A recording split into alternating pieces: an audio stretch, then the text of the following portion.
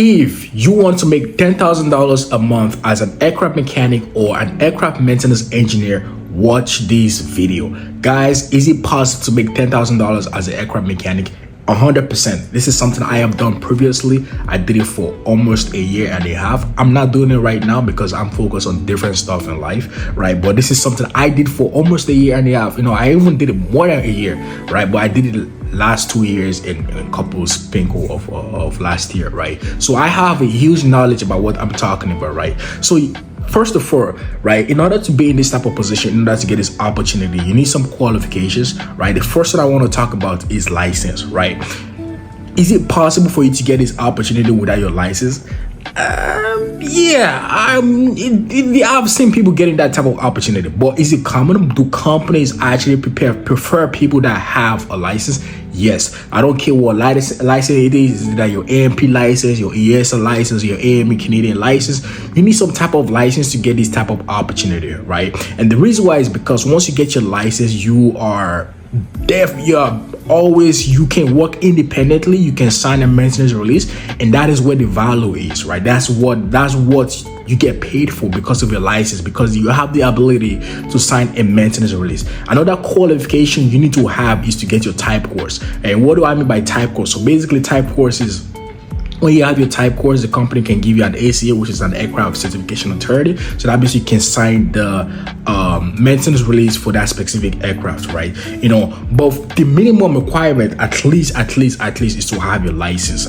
For type course, some companies might actually hire you as a contractor, right? Which I'm going to talk about, you know, in the video, right? They will hire you, right, and they will actually give you a type course, right? That's another benefit. So me personally, I always recommend you to get your license first. Once you get your license, now you go to the next step, right?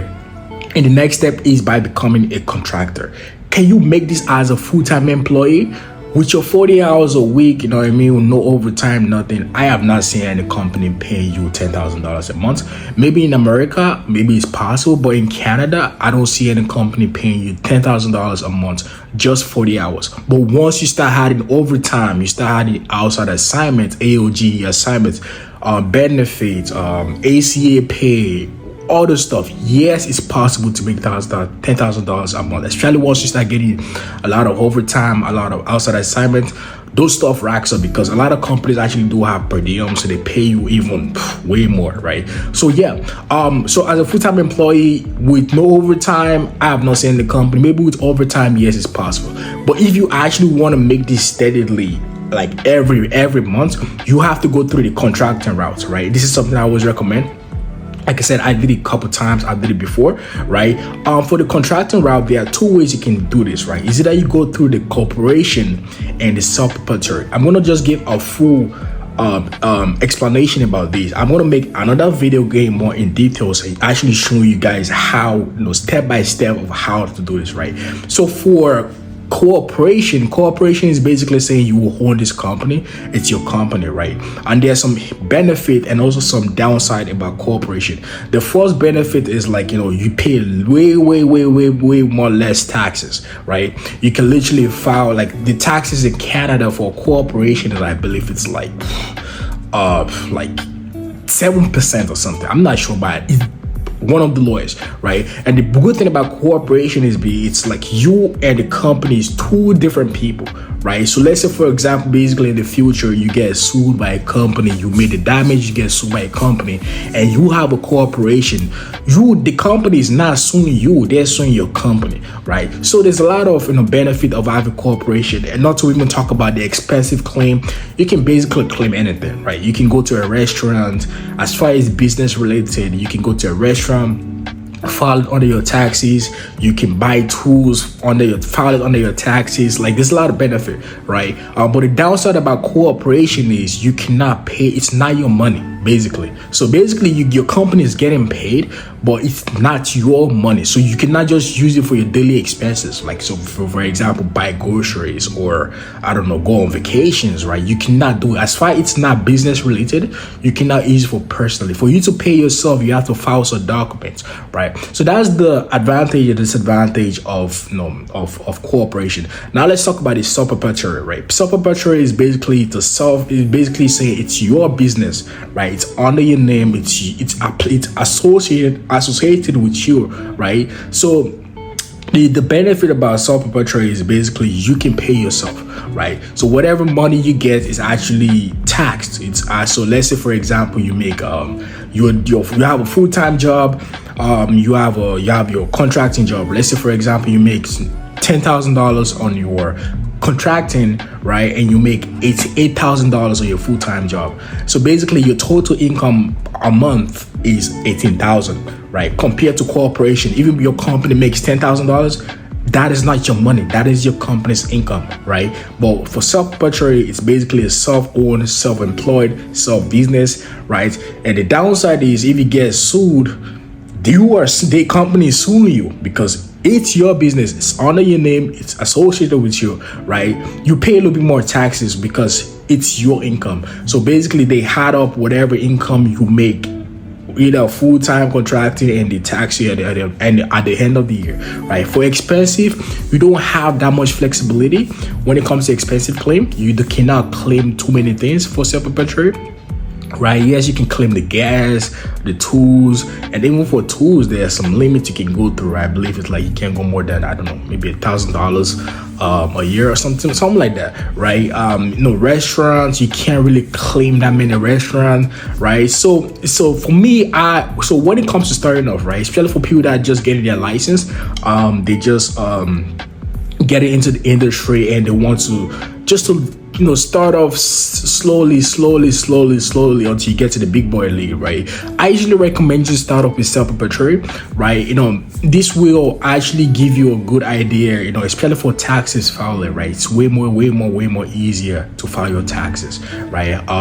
As a self-proprietary, all you need is your GST, you need your HST, and you need your personal taxes, right? I usually recommend you start with self-proprietary, and another reason why is the process is just way more easier, right? It's way more easier, right? Just to get a feeling of it, right? Once you do it for like a couple months, you can actually switch to cooperation, right? It's so easy to switch. Like in like a couple seconds, you can switch to like cooperation. And also the starting fee to register as a self-proprietary is a little bit more cheaper compared to cooperation. So this is for people that just starting off, who just got their license and you want to get into the contracting side of it, right? So as a contractor, how much can you make, right? This is the real question. As a contractor, man, this is something I'll be really honest with you, right? I'm really careful what I'm saying right now. I have not seen any contracting paying for licensed people paying less than $50 an hour, right? And this is the bare minimum, right? And you might be like, Peter, what? $50 an hour is not up to $10,000, right? But think of it. Contractors, $50 an hour, you work 40 hours a week. The minimum you can make is like $2,000. But most contractors, people that have done contracting knows you are not doing a 40-hour shift. You are doing 60 hours, 70 hours, 72 hours. And that's another benefit of going to contracting, is that you have the ability to do as much hours as you can, right? Compared to full-time employee, you can only do 60 hours or 60 hours a week, right? But as a contractor, you can do 72 hours. But like I said, the minimum I have seen personally, and this is for people that don't even have ACA, if you just have your license. But once you get your ACA for the type course the company needs, the minimum I have seen was like $65 an hour, and the max I think I've seen was like $80 an hour. And if you do the math with per diem, a lot of companies pay per diem, so they either pay per diem like $100, $200 per day, right? And this is tax free, right? So if you add up everything, man, trust me, you are making minimum $10,000 an hour, right? Minimum $10,000 an hour. And like I said, the pay it's very dependent on the company, but the minimum, just telling the minimum I haven't seen right now, especially for people that just don't have their they have their license but don't have the type course, is like 50, right? I mean, that's like trust me, and something you can renegotiate, you can try to get more money, right? But as a ACA, the bare minimum you can make is 65, and I've seen contracts that go for $70, $80 an hour, right? And trust me, $10,000 is nothing, right? Like I remember when I got laid off during COVID, right? I did contracting for a little bit, guys. I was making like close to almost 15 a month, like, and I was doing overtime a lot of the per diem. They paid for my hotel, transportation, and everything. So now the real question is, how can you find these contract jobs, right? So in order to find these contract jobs, there are two ways you can either go, right? You can go directly to the company, right? Focus more on companies like MRO companies, right? So basically companies that do a lot of heavy maintenance. So they do, the HX, like, for example, the Aviation or the AAR, right? If you guys need help with this, I can definitely guide you through, right? How to find these companies. This is a service I actually provide. All you gotta do is click the link in the description, and I can show you guys how to do this, right? All right. So it's by actually going directly to the company. Another way is by going through agencies. So there is actually sub agencies that are looking for contractors, right? Like I said, I can help you guys find these companies. If it's something you're interested to, you want to get into the contractor route, you need someone to guide you through step by step, right? I can help you with this. All you gotta do is click the link. This is a service I provide to people, right? I've helped people out. I currently help the guy who had his AMP license. Yeah, he moved to Canada, and he was looking for a contracting job in Canada. But we try to help him out because he had his AMP license. He could get a contracting job in Canada, right? So if you're a licensed person right now, you need that type of help, click the link in the description and book a consultation, and let me see how I can help. So yeah, it's by going through agency, is by going through is by going through agency, or by going through a direct company, right? So yeah, I'm gonna make more videos about this. If you guys like this type of video about because at the end of the day, we are working to make money, to make money, to be able to so sustainable. And the good thing right now, the opportunities for AMA right now is so much. I want to create more awareness to these opportunities, especially for new people that get into the industry. I started my career too with no knowledge, nothing. I had to figure out everything out myself, right? So I'm here to help you guys out, man. I'm currently on vacation. Let me show you guys right now. I'm in a what's it called, in a Highland called Brooklyn. This is the hotel I'm staying. It's a little bit messy right now. I'm gonna do a vlog. I'm showing you guys my whole personal life, my vacation, how my vacation is going. But anyways, yeah, so that's how you can make your $10,000. Like I say, if you guys like this type of videos, right, it's something I can help you out with.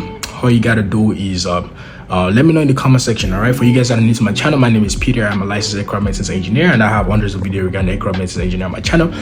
If you like those type of videos and you want to get into aircraft maintenance engineering, all you got to do is check out those videos, right? And for you guys that want to get into the contractor route, you need help, I can help you out with this. I can guide you through and show you the pathways. All you got to do is click the link in the description and book a consultation, and let me see how I can help you. All right, for you guys that are new to my channel, please don't forget to like, share, and subscribe.